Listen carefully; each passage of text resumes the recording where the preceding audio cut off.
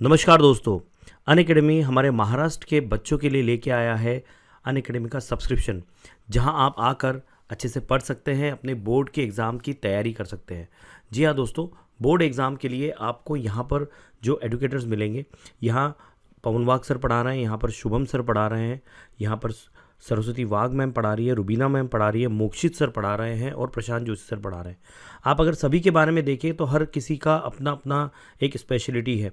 आप देख सकते हैं कि पवन वाघ सर का 22 ईयर्स का एक्सपीरियंस है। यहाँ आप देख सकते हैं प्रशांत जोशी सर 17 ईयर्स से पढ़ा रहे हैं। शुभम झा सर एक मेमोरी कोच है और साथ ही में मोक्षित मेहता सर ये फाउंडर टीम के मेंबर हैं। साथ ही में रुबीना मैम जो है यहाँ पर आपको अलग अलग जो लेक्चर देती है, उनकी मदद से आप अपनी पूरी तैयारी बहुत अच्छे से कर सकते हैं।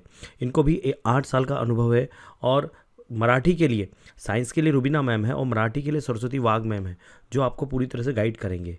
दोस्तों यहाँ मैं आपको एक बात बता दूं कि यहाँ जो क्लासेस हमारी होती है, अनलिमिटेड फ्री लाइव क्लासेस होती है। अभी आप स्पेशल क्लासेस ज्वाइन कर सकते हैं, सारी की सारी स्पेशल क्लासेस फ्री होती है। Best strategy and tips to crack the exam, यहाँ पर आपको बहुत सारी स्ट्रेटेजीज़ मिलती है, टिप्स मिलती है, जिससे आप इस एग्ज़ाम को बहुत अच्छे से क्रैक कर सकते हैं। आपके लाइव डाउट क्लियरिंग सेशन होते हैं, डेली क्विज़र्स होते हैं, डेली प्रोग्रेस रिपोर्ट आपको आपका देखने को मिलता है और लीडर बोर्ड की मदद से आप अपना परफॉर्मेंस भी चेक कर सकते हैं। अनलिमिटेड एक्सेस मिलता है आपको हर क्लास, हर कोर्स में। मतलब अगर आप किसी पर्टिकुलर कैटेगरी में जाते हैं, आप महाराष्ट्र बोर्ड कैटेगरी में आते हैं, तो वहाँ आपको अनलिमिटेड एक्सेस मिलेगा। इसका मतलब ये है कि आप जितने लोगों की क्लास चाहो उतनी देख सकते हो। साथ ही में लाइव क्लासेस जो होती है महाराष्ट्र के टॉप एडुकेटर्स से आप पढ़ सकते हो। प्रीवियस ईयर्स के क्वेश्चंस आपको बहुत अच्छे से तैयार करवाए जाते हैं, डाउट क्लियरिंग सेशन आपके लिए होते हैं और बहुत बढ़िया बैचेस आपके लिए फ्रेम की जाती है। प्रैक्टिस यहाँ पर टैब आपके लिए अवेलेबल है, रिवीजन किया जाता है, क्रैश कोर्सेज आपके लिए आ रहे हैं और सभी लैंग्वेज आपको पढ़ाई जाती है। आपको जो लैंग्वेज में प्रॉब्लम आती है वो आके आप पढ़ सकते हैं। ठीक है, यहाँ आप खुद देख सकते हैं कि आप कहाँ पर है, कितना पीछे है, कितना आगे है, और नोट्स और स्टडी मटेरियल सब कुछ आपको PDF के फॉर्म में मिल जाता है। दोस्तों अगर आप नए हैं और अगर आप सब्सक्रिप्शन लेना चाहते हैं तो आप PW जो कोड है इसको यूज़ कर सकते हैं। इसकी मदद से आपको 10% का डिस्काउंट भी मिल जाएगा। अगर आप देखें तो सिर्फ 250 रुपये, सिर्फ 250 रुपीज़ में पर सब्जेक्ट का आपको सब्सक्रिप्शन मिल रहा है और इससे सस्ता कुछ भी नहीं हो सकता। तो दोस्तों आप सब्सक्रिप्शन लीजिए और अपनी पढ़ाई शुरू कीजिए, और यही राइट टाइम है अपनी पढ़ाई शुरू करने का। ऑल दी बेस्ट, आइए पढ़िए, लेट्स क्रैक इट। तो आप सभी का पवन वाघ एकेडमी यूट्यूब चैनल में स्वागत है। दोस्तों हम देख रहे हैं कक्षा 9वीं की पुस्तक हिंदी लोक भारती, जिसमें आज हम देखने वाले हैं पूरक पठन। कबीर जी के बारे में हम जानने वाले हैं, जिसकी आलोचना हजारी प्रसाद द्विवेदी जी ने की है। सबसे पहले देखते हैं हजारी प्रसाद के बारे में। हजारी प्रसाद द्विवेदी का जन्म 19 अगस्त 1907 दुबई का छपरा बलिया उत्तर प्रदेश में हुआ तथा इनकी मृत्यु 19 मई 1979 उत्तर प्रदेश यहां हुई। इनका परिचय है। द्विवेदी जी हिंदी के शीर्षस्थ साहित्यकारों में से एक है। आप उच्च कोटि के निबंधकार, उपन्यासकार, आलोचक, चिंतक एवं शोधकर्ता है। आपकी प्रमुख कृतियां हैं अशोक के फूल, कल्पलता निबंध है, बाण भट्ट की आत्मकथा, चारु चंद्रलेख, पुनर्वा उपन्यास, कबीर हिंदी साहित्य की भूमिका, मेघदूत, एक पुरानी कहानी आदि आलोचना और साहित्य इतिहास। अब प्रस्तुत गद्य के बारे में क्या दिया गया हो देखेंगे हम दोस्तों। आलोचना किसी विषय वस्तु के लक्ष्य को ध्यान में रखते हुए उसके गुण दोष एवं उपयुक्तता का विवेचन करने वाली विधा आलोचना है। प्रस्तुत पाठ में द्विवेदी जी ने संत कबीर के व्यक्तित्व, उनके उपदेश, उनकी साधना, उनके स्वभाव के विभिन्न गुणों को बड़े ही रोचक ढंग से स्पष्ट किया गया है। अर्थात दोस्तों यहां पर कबीर जी के जीवन के बारे में हमें बताया है कि कबीर जी का जीवन कैसा था। उनकी जो रचनाएं हैं वो अक्सर मनुष्य को प्रेरणा देने के लिए लिखी गई है। उन्होंने ढोंग पर तीखा प्रहार किया है, मनुष्यता को सर्वोपरि रखा है। उनकी रचना को पचमल खिचड़ी के रूप में देखा जाता है कि सभी भाषाओं का मेल उसमें है। अब प्रस्तुत गद्य में उनके बारे में दिया है, हिंदी साहित्य के 1000 वर्षों के इतिहास में कबीर जैसा व्यक्तित्व लेकर कोई लेखक उत्पन्न नहीं हुआ। हिंदी साहित्य के हजारों वर्ष के बारे में कहा गया है कि हिंदी साहित्य का जो इतिहास है उसमें कबीर जैसा व्यक्तित्व अभी तक नहीं हुआ। अब दोस्तों इस गद्य में जो नए शब्द आए हैं हम यहां पर देखने वाले हैं। अब शब्द आया है उत्पन्न। उत्पन्न का अर्थ क्या होता है? पैदा होना, निर्माण होना।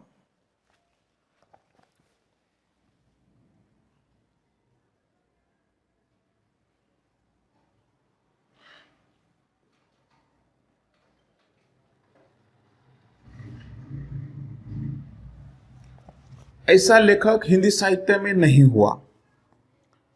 महिमा में यह व्यक्तित्व केवल एक ही प्रतिद्वंदी जानता है। अर्थात इनका प्रतिद्वंदी एक ही दिखाई देता है लेखक को। अब शब्द है महिमा। महिमा का अर्थ होता है महत्ता।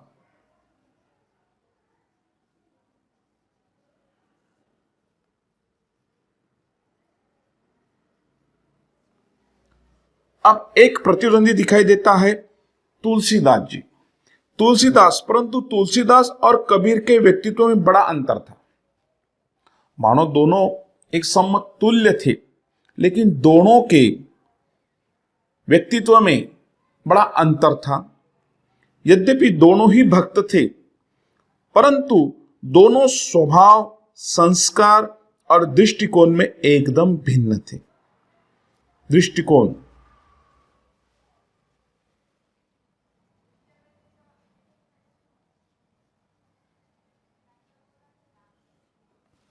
अर्थात देखने,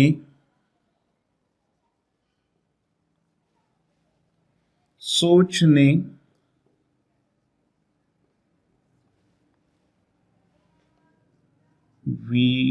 विचारने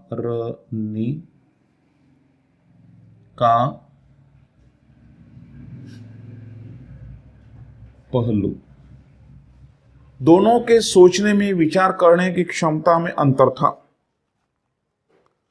मस्ती, फकटाना स्वभाव और सब कुछ ही झाड़ फटकार कर चल देने वाले तेज ने कबीर को हिंदी साहित्य का अद्वितीय व्यक्ति बना दिया है।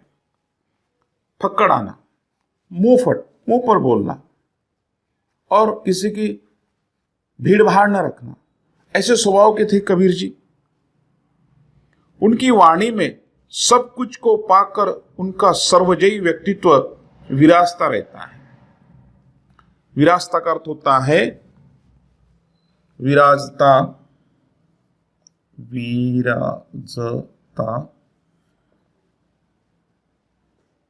अर्थात विराजना।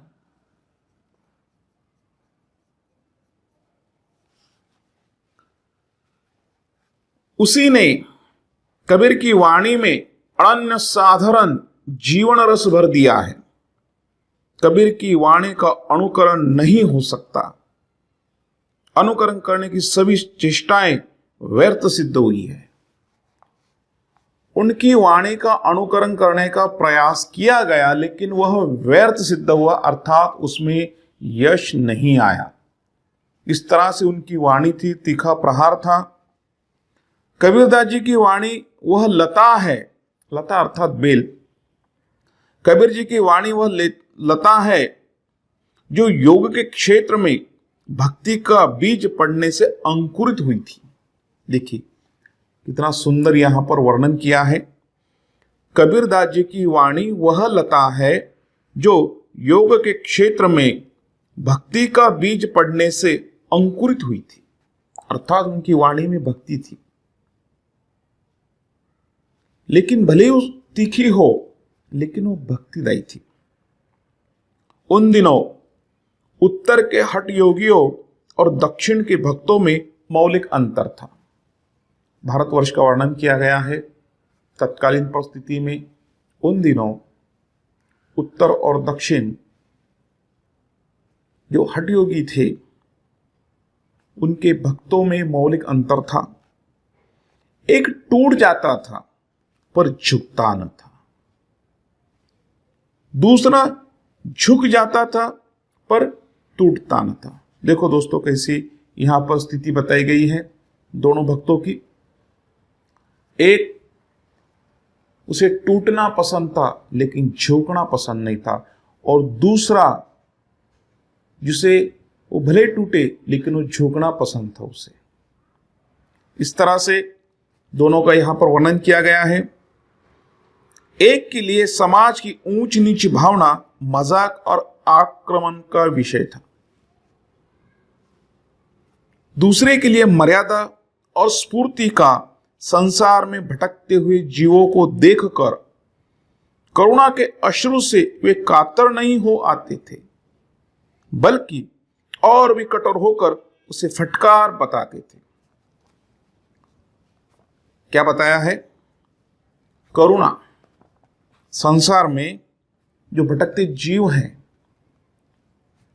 उनकी करुणा पर शोक व्यक्त न करते हुए वो फटकारते थे कि इसके लिए कौन जिम्मेदार है, और उसे वो मार्ग बताते थे। वे सर्व जगत के पाप को अपने ऊपर ले लेने की वांछा से ही विचलित नहीं हो पड़ते थे, बल्कि और भी कठोर और भी शुष्क होकर सूरत और वीरत का उपदेश देते थे। अर्थात दोस्तों, अपने शब्दों के माध्यम से वो मार्गदर्शन करने का मौलिक कार्य करते थे। संसार में भ्रमने वालों पर दया कैसी, मुक्ति के मार्ग में अग्रसर होने वालों को आराम कहा। कर्म की रेख पर मेघ न मार सका तो संत कैसा। संत के बारे में यहां पर विश्लेषण किया है कि संत कैसा होना चाहिए। ज्ञान का गेंद कर, सूरत का दंड कर, खेल चौघान मैदान माही। अर्थात कबीर जी कहते हैं, जो ज्ञान है हमारा उसका गेंद बनाओ, और जो सूरत है अर्थात स्मरण है उसका दंड बनाओ, और पूरे मैदान में खेलो। अर्थात हमारे ज्ञान का उपयोग करना आवश्यक है। जगत का भ्रम ना छोड़ दे बालके, आजा शेष भगवंत पाही। इस तरह से उन्होंने हमें मार्गदर्शन किया है। अक्कड़ता कबीरदास का सर्वप्रधान गुण नहीं है। अक्कड़ता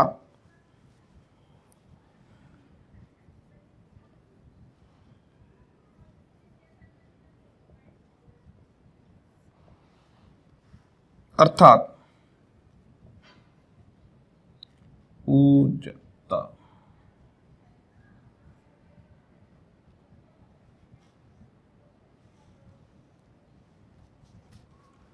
जब वे अवधूत या सन्यासी योगी को संबोधन करते हैं तभी उनकी अक्कड़ता पूरे चढ़ाव पर होती है।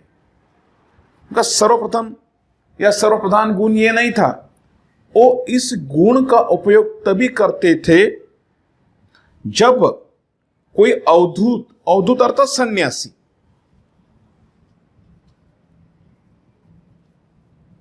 अवधूत का अर्थ होता है सन्यासी,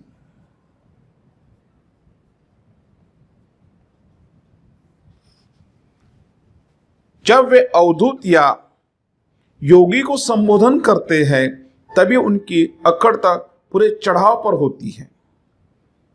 वे योग के विकट रूपों का अवतरण करते हैं, गगन और पवन की पहेली बुझाते रहते हैं, शून्य और सहज का रहस्य पूछते रहते हैं, द्वैत और अद्वैत के सत्व की चर्चा करते रहते हैं।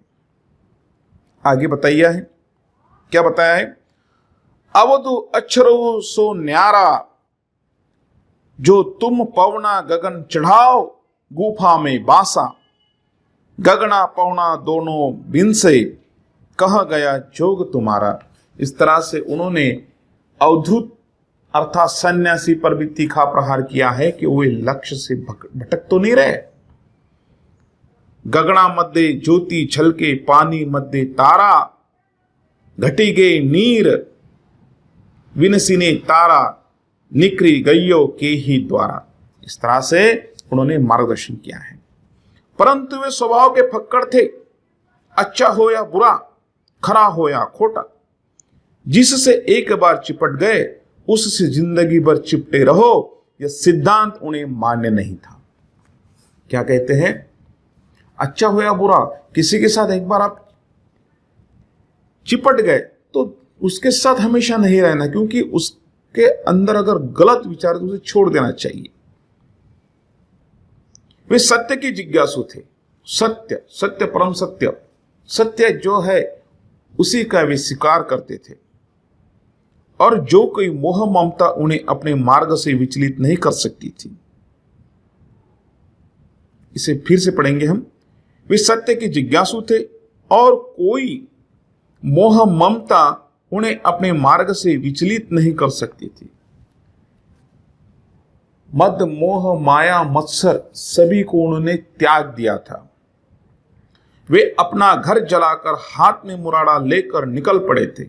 हाथ में मुराड़ा लेकर निकल पड़ना अर्थात अपना जो घर है, घर कौन सा? माया मोह ममता का जो घर है उसे उन्होंने त्याग दिया था, जला दिया था। वे अपना घर जलाकर हाथ में मुराड़ा लेकर निकल पड़े थे और उसी को साथी बनाने को तैयार थे जो उनके हाथों अपना भी घर जलवा सके।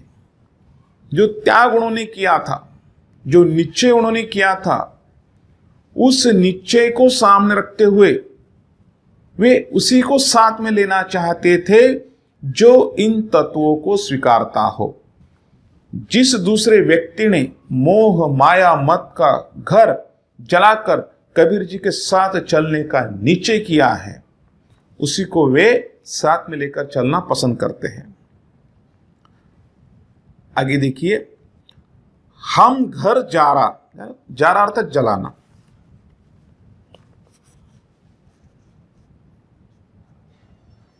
जारा जलाया।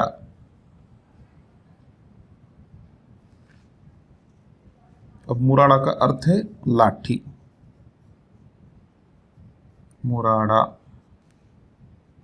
लाठी।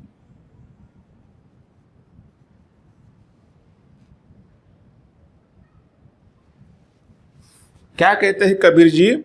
हम घर जारा अपना लिया मुराड़ा हाथ, अब घर जारो तासु का जो चले हमारे साथ। तासु का अर्थ होता है उसका, जो हमारे जैसा ही है, हम उसे साथ में लेकर चलने के लिए तैयार है। वे सिर से पैर तक मस्त मौला थे। मस्त जो पुराने कृत्यों का हिसाब नहीं रखता। किसे कहा गया है मस्त? जो बीता हुआ काल है उसका हिसाब वो नहीं रखता। मस्त जो पुराने कृत्यों का हिसाब नहीं रखता, वर्तमान कर्मों को सर्वस्व नहीं समझता और भविष्य में सब कुछ झाड़ फटका कर निकल जाता है। कोई चिंता नहीं उसे। दोस्तों, चिंता और चिता में केवल एक बिंदु का अंतर है। चिता एक समय जलाती है, चिंता बार बार जलाती है। और कबीर जी ऐसे मस्त मौला थे जिन्हें कोई चिंता करने की आवश्यकता नहीं थी, जो वे ज्यादा भूतकाल, ज्यादा वर्तमान काल और ज्यादा भविष्य के बारे में नहीं सोचते थे। जो दुनियादार किए किराए का लेखा जोखा दुरुस्त रखता है वह मस्त नहीं हो सकता। उनका कहना था कि जो इस चक्र में, इस चक्रव्यूह में अटका हुआ है, अतीत, वर्तमान और भविष्य, इसकी चक्रव्यूह में अटका हुआ है, वह मस्त मौला नहीं हो सकता, वो मस्त नहीं हो सकता। जो अतीत का चिट्ठा खोले रहता है वह भविष्य का क्रांतिदर्शी नहीं बनता। वह भविष्य का क्रांतिदर्शी नहीं बन सकता। जो मतवाला है वह दुनिया के माप जोक से अपनी सफलता का हिसाब नहीं रखता।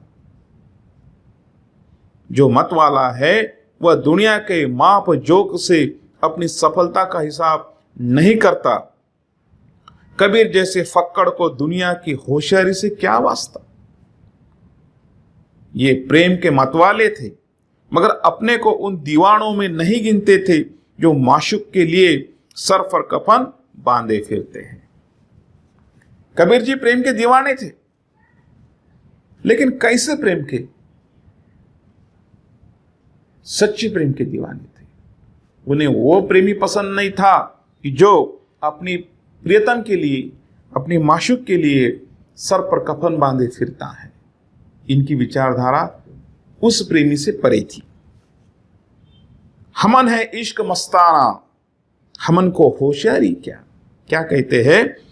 हमन है इश्क मस्ताना, हमन को होशियारी क्या।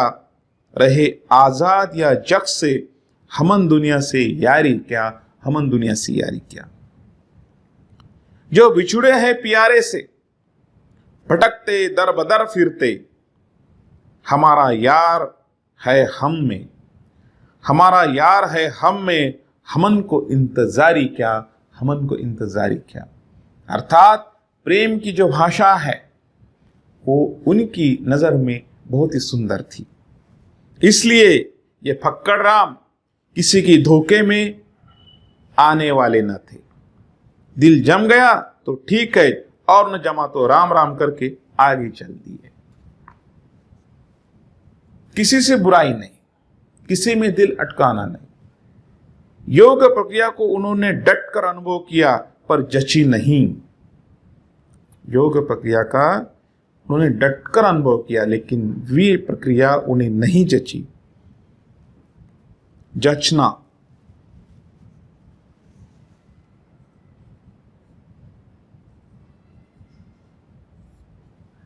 अर्थात पसंद आना।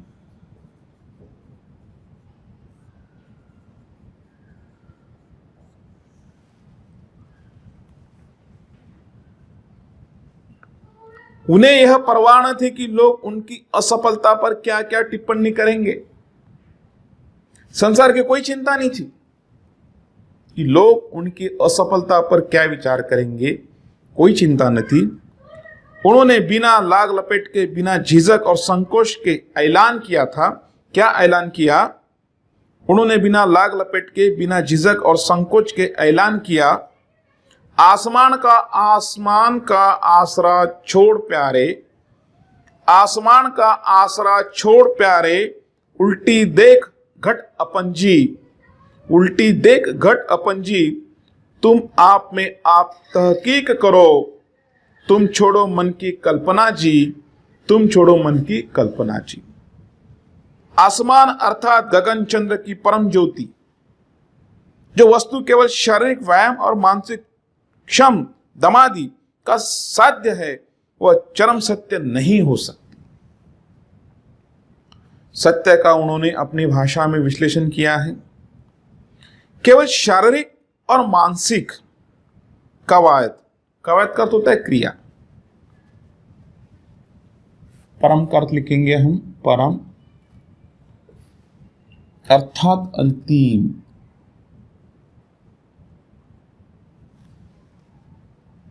और कवायद का अर्थ होता है क्रिया।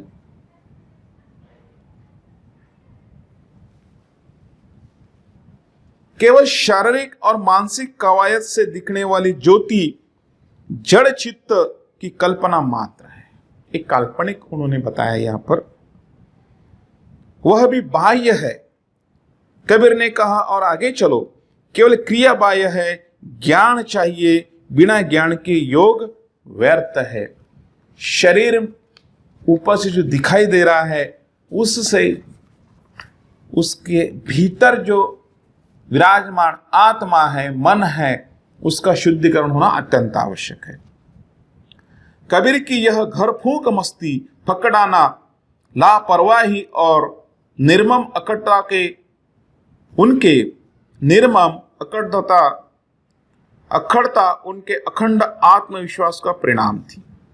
हम इसे फिर से पढ़ेंगे। कबीर की यह घर फूक मस्ती, फकड़ाना, लापरवाही और निर्मम अक्कड़ता उनके अखंड आत्मविश्वास का परिणाम थी। उनमें आत्मविश्वास ठूस ठूस कर भरा हुआ था, इसलिए वे फक्कड़ थे। आत्मविश्वास, स्वयं पर विश्वास था उन्हें।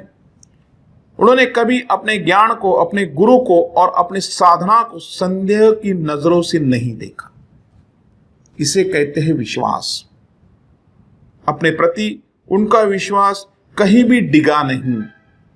कभी गलती महसूस हुई तो उन्होंने एक क्षण के लिए भी नहीं सोचा कि इस गलती के कारण वे स्वयं हो सकते हैं।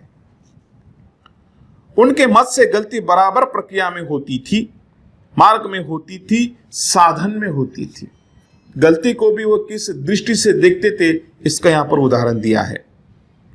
वे वीर साधक थे और वीरता अखंड आत्मविश्वास को आश्रय करके ही पनपती है।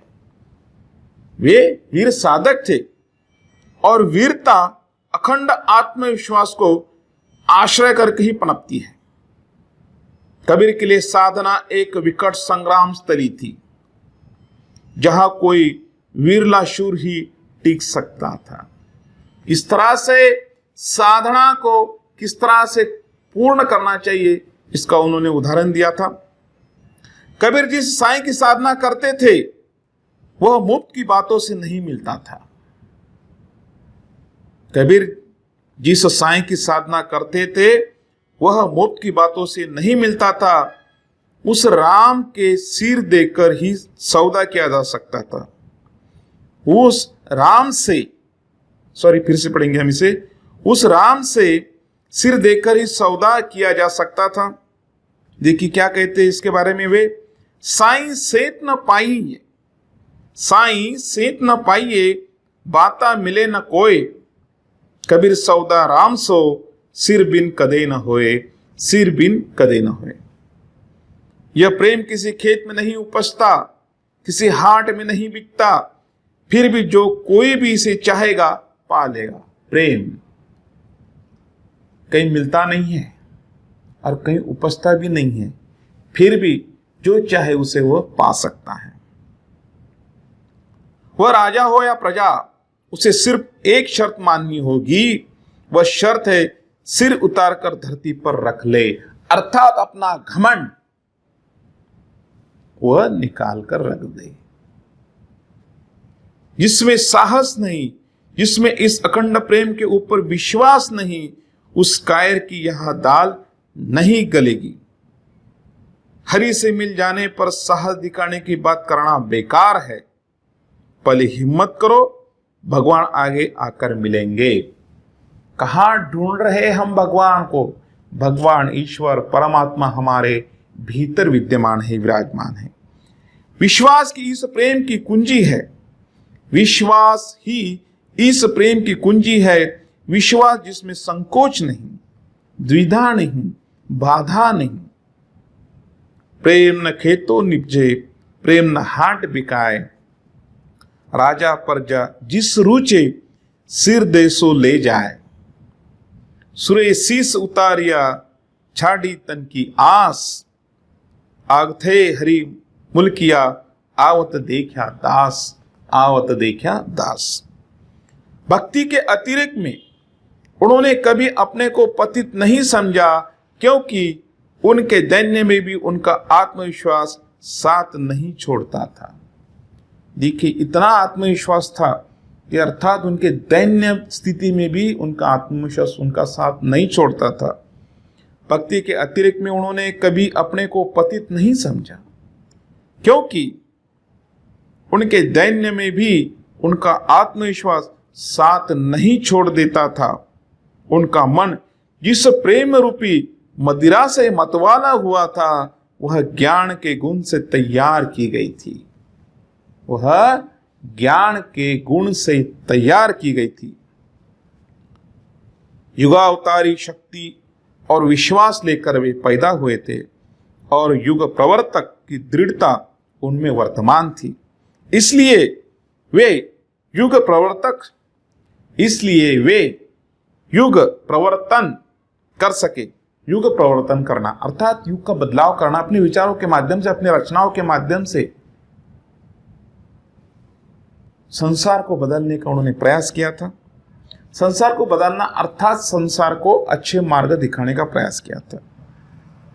एक वाक्य में उनके व्यक्तित्व को कहा जा सकता है, वे सिर से पैर तक मस्त मौला थे, बेपरवाह, दृढ़, उग्र, कुसुमादपि कोमल, वज्रादपि कठोर। अर्थात इस तरह से अपनी रचना के माध्यम से उन्होंने इस संसार को दृष्टि दिखाने का प्रयास किया है। और दोस्तों, इस महान कवि, लेखक, रचनाकार, संत कबीर जी के जीवन के बारे में हमें हजारी प्रसाद द्विवेदी जी ने अपनी आलोचना के माध्यम से बताने का प्रयास किया है। मुझे आशा है आप सभी को इस पाठ का भावार्थ पूरी तरह से समझ में आ गया होगा। दोस्तों, आप पवन वाक एकेडमी यूट्यूब चैनल को लाइक कीजिए, अपने दोस्तों के साथ शेयर कीजिए और उसे सब्सक्राइब कीजिए। मिलते हैं फिर एक नए वीडियो के साथ। जय हिंद।